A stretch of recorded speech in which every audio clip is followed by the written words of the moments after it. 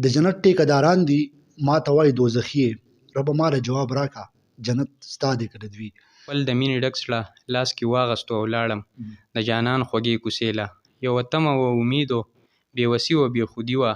زما زړه د نوره ډک و روح مې سم لکه تنور و بس لمبې وې او بڅرې زه په یو دوه کې حیران وم چې حیوان وم که انسان وم زه د جنګ په یو میدان وم حریف عقل مې د زړه و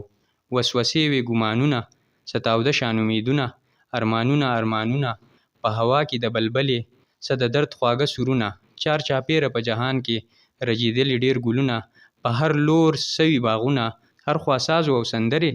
ګډېدلو سوي زړونه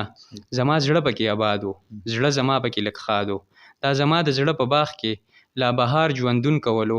لا ګلونه ځلېدلو لا ژوندي وو امیدونه نه په باغ کې د بلبلې په سندرو کې دردونه په فضا کې ځلېدلو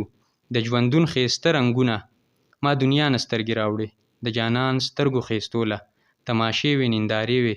سترګې نه وې خو قصې وې تجربې وې فلسفې وې کتابونه صحیفې وې تفسیرونه و جلدونه جوماتونه میکدې وې د رازونو صندوقچې وې افسانې وې سترګې مړې وې او قصو پسې قصې وې اخر ما زړه کړو راپورته د جانان مخ له مې راوړو څه زما د زړه دا نورو څه د هغه مخ رڼا وه ټول جهان رڼا شو خو هغه کله اشنا و د رڼا نه څه خبرو د تیارو سره بلدو هغه مخ زما نه واړو وې دا زړه دې لږ په څنګ کا وې دا ستا د زړه رڼا کې زما نور زما رڼا ځي ما زړه واغستو روان شوم هغه ښاد و خو ناښاد شو زما زړه هم بیا برباد شو دا زما د زړه په باغ کې د بهار هم زنکدن شو ګلان ټول په رژېدو شو امیدونه هم ټول مړه شو په دې باغ کې د بلبلې په سندرو کې درد راغی د ژوندون ښایسته رنګونه ټول پیکه کېدلو ما زړه واغستو روان شوم د دشتونو په لور لاړم زړه مې کېښودو سینه کې او په چغو ورته سر شوم ما وی ای زما زړګیه ای د نور لوی سمندره ای د مینې پاک دریابه ای زړګیه بې قراره بس خاموشه په سینه کې ژوند کوه ښه په قلاره دنیا نه ده د زغملو ستا د نور د دې بسرو. د جنت ټیکهداران دي ما ته وایي دوزخي یې د جنت ټیکهداران دي ما ته وایي دوزخي یې ربه ما له جواب راکړه جنت ستا دی که د دوی. ګرانو کتونکو د دې شعر خالق ډېر محترم ملګری ځوان شاعر تعلیم یافته چې د مټي سره تعلق ساتي محترم کامران ګوهر صاحب تاسو ته معلومه ده چې په سوشل میډیا بیا خصوصا په ټیک ټاک باندې د دوی دغه شاعري چې کومه ده نو ډېره زیاته وایرل ده بیا خصوصا دې ورځو کې کوم شعر چې ما تاسو ته ووی نو په دې باندې ډېر باس مباحثه روانه ده بلا خلکو په تنقید د کمنټس په ذریعه باندې روان دی موږ وغوښتل چې یاره دغه ملګري سره کینو د دوی دوه څلور خبرې ستاسو سره هم شریک کړو نوي شعرونه ترې هم واورو اول خو ډېره زیاته مننه چې موږ ډېر ټایم راکړو ډېره مهرباني افتخار احمد صاحب ستاسو د راتګ تاسو د خوا ځخیلې نه رالی زموږ دپاره او موږ ستاسو ډېر شکر ګزار یو ډېره مننه ډېره مهرباني جي ډېره زیاته مننه کامران صاحب څرنګه چې ما وویل چې یاره ستاسو ریسنټلی په ټیک ټاک باندې دغه یو شعر ډېر وایرل شوی دی چې تاسو ته ډېر شهرت هم ملاو شو خو چونکې اندازه داسې ده چې د کمنټس په ذریعه باندې ډېر بیډ کمنټس روان دي نو اوله خو د دغه نه شروع کوو چې یاره د دې په لیول ستاسو څه خیال دی بیا به مخې ته ستاسو نه نور شعرونه هم اورو او د شاعرۍ په لیول باندې هم ستاسو نه تپوس پوښتنه کوو خو هم ده جی بالکل ټیک ده اصل کې دوه قسمه خلک په دنیا کې یو ورته موږ وایو بازوقه او یو وایو بېزوقه خو ما بدزوقه ورډ نه دی استعمال کړی بدزوقه غلط لفظ دی خو بېزوقه نو دا نیچرلی قدرتي یو خبره د ځینې انسان چې دی هغه شعر و شاعري خوښوي ادب خوښوي د ځینې انسان نه خوښ بیا تاسو خبره وکړه چې بیډ کمنټس پکې هم روان دي نو 90% خلک ښه کمنټس کوي خو دا 10% خلک چې دی نو دا بیډ کمنټس کوي نو دغه هیڅ مسله نشتی دغه داسې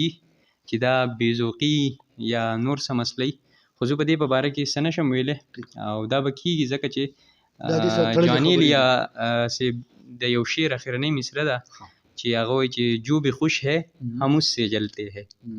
نو دا د ژوند سره تړلې خبرې دي ما تاسو ته ویلي وو مخکې موږ چې ناست وو چې شبیر بنیري صاحب ته ما وایي چې د شهرت نه یېرېږم په هغه وایي چې نه دا ستا ډیوټي ده دا ستا ریسپانسیبلیټي ده چې تو مخې ته راشي دا راته ووایي چې د دغې نه مخکې څه صورتحال و اوس چې چونکې تاسو ته پته ولګېده خلک به هم ډېر ځي راځي زموږ په شان میډیا والا به هم ډېر ځای راځي، په سوشل میډیا به هم خلک ډېر تاسو ته ریسپانس درکوي. اوس لایف څنګه دی؟ اوس څه احساسات دي ستاسو؟ اولنۍ ورځ چې و نو هغه لږ داسې صاحب نارمل شانتي وه صحیح او ډېرې مسلې بس لکه یو برډن و، صحیح او اوس چې دی نو هغه چینج شوي دي، بس نارمل دي هر څه. زما زه خپل روزګار کوم، صحیح زه آفیس ته ځم، آفیس نه راځم، خپل ټایم هم ډېر نه ورکوم، او بل هغه بیا خلک یوز ټو شي نو زه کمنټس هم نه ګورم یا بل څه، او ډېر کم خلک دي چې د هغو بد کمنټس راځي، باقي ټول خلک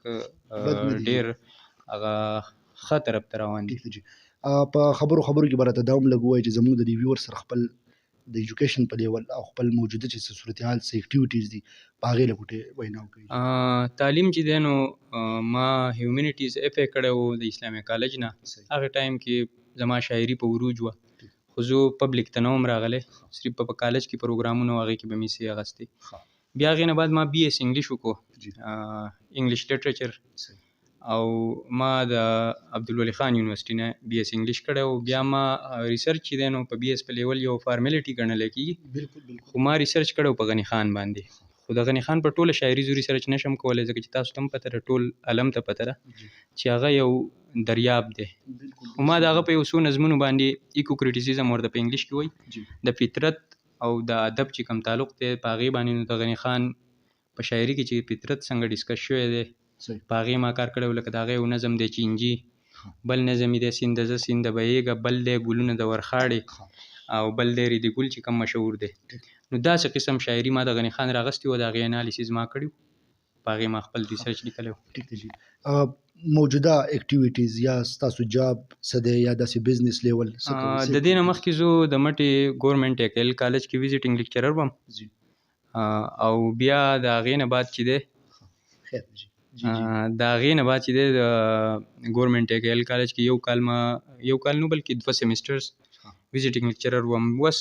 آئی ایس په نوم باندې یو ایجوکیشن کنسلټنسي د تھرو آوټ پاکستان انټرنیشنلی کار کوي، د هغو سره د سواد برانچ مینیجر یم. زبردست. کامران بھائی دا به راته ووایي چې شعر و شاعري یا د لایف د شعر و شاعري د دغه ته څنګه رالی، څنګه و شعر و شاعري شروع کړه، د چا نه داسې متاثره شوئ یا داسې کومه لمحه وه چې په شعر لیک باندې تاسو مجبوره کړه؟ شاعري ما د 6م کلاس نه شروع کړې وه. زما پکې اوس په 2022 کې زه ګریجویټ شوی یم. 6م کلاس کې زمونږ استاد نثار الله هغه وویل چې یو مضمون ولیکئ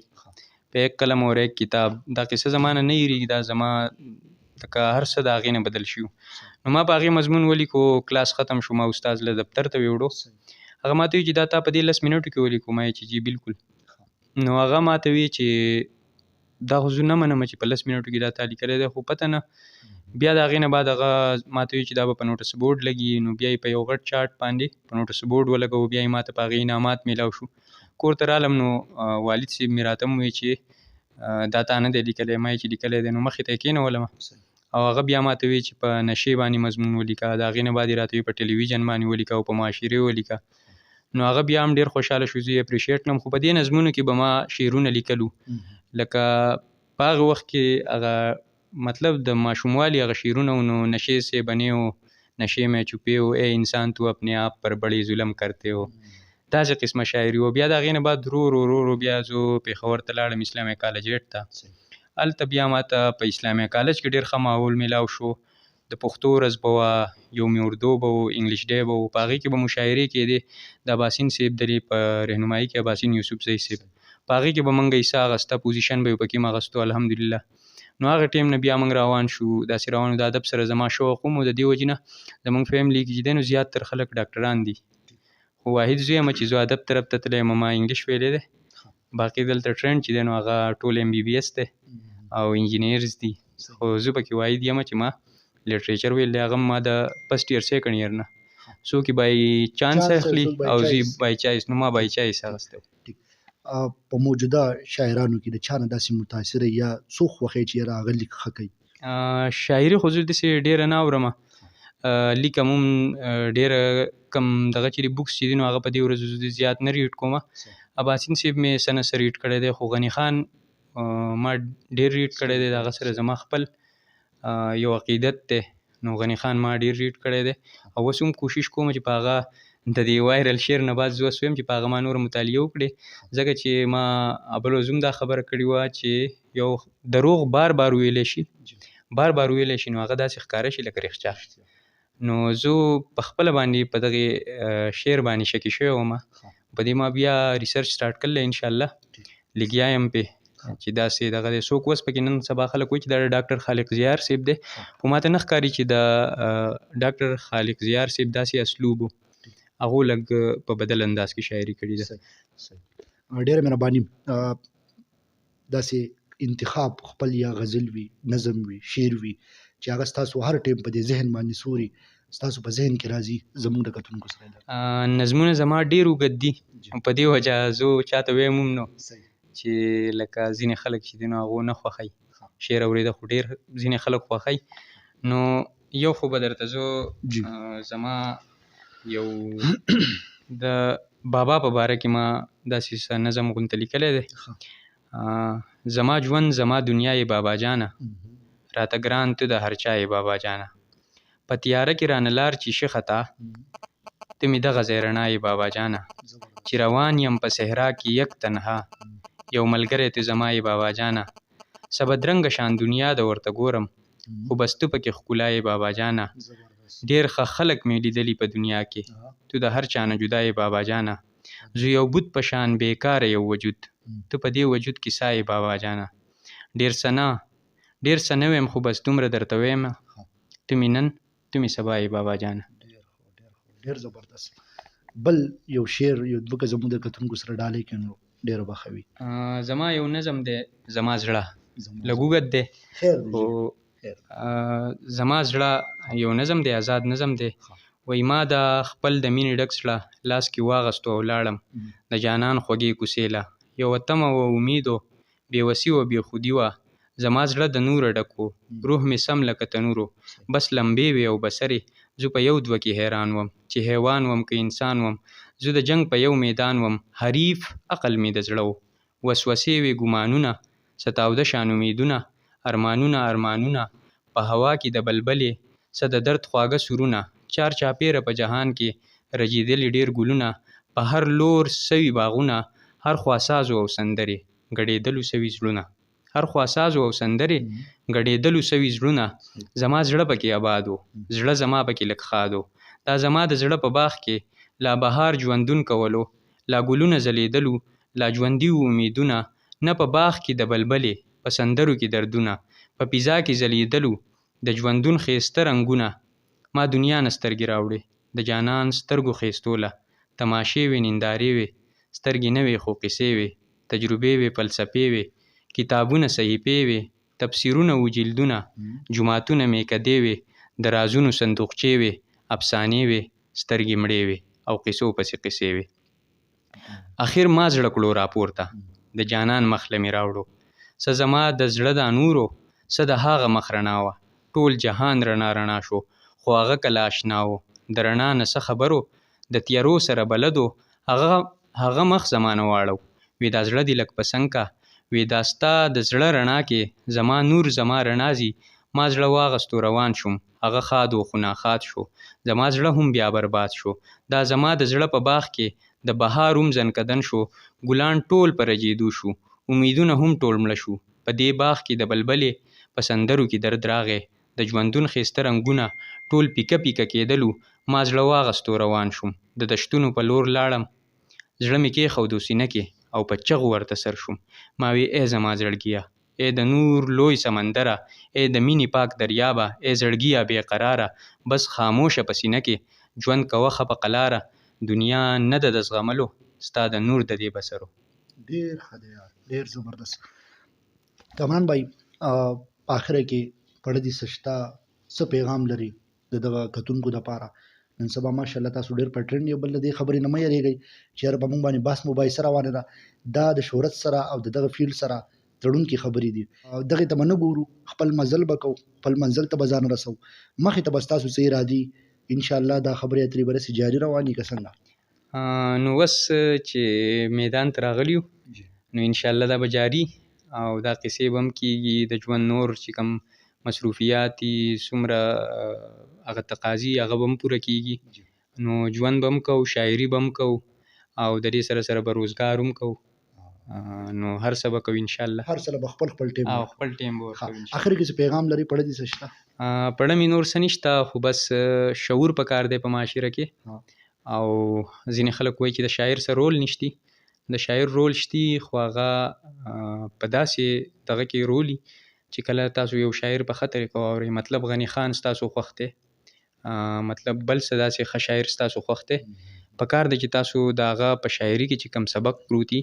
تاسو په هغې ریسرچ وکئ، د هغې انالیسیس وکئ او د هغې نه څه زده کئ چې هغه تاسو له په پریکټیکل لایف کې هم څه فایده درکړي. نو دغه دی. او بل پکار دی چې پاتې ژوند دی، نو د یو بل خیال ساتل پکار دي، د چا زړه ازاري نه دي کول پکار، او چې ژوند څومره په ښه طریقه تېرېدی شي نو ښه خبره ده، په خوشحالۍ،